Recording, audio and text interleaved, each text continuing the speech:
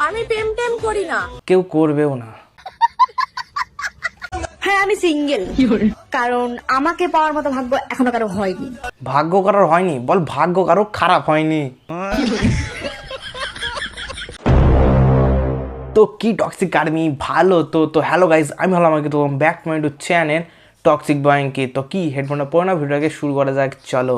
বাংলা কথায় বুঝে নে কবিতা গালেই ফিনিশ। আমি দূরের জিনিস কমই দেখছি, আচ্ছা, তাই আমার থেকে কেউ দূরে গেলে তাকে আমি আর দেখতে পাই না। তাহলে তোর চোখে সমস্যা, ডাক্তারের কাছে যা, একটা চশমা দেবে, তখন সব ঠিকঠাক দেখতে পাবি। বারোঘাটের জলকে গলায় তুলসীর মালা পরে ফেললেই সত্যি হওয়া যায় না বোন। বাহ, নিজের কথায় তুমি কত ভালো করে বলছো।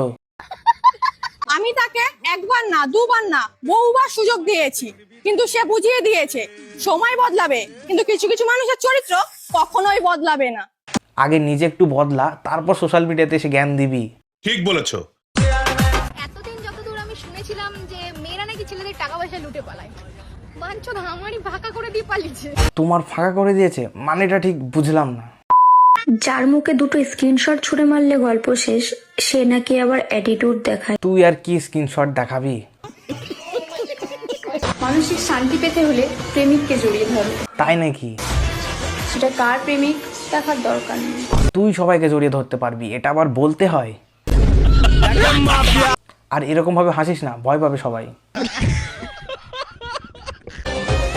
আমিও চাইলে 13-14টার সাথে প্রেম করতে পারি, তো তোকে আটকিয়েছে কে? কিন্তু আমার লয়ালিটি ওই 12 ভাতারির মতন সস্তা না।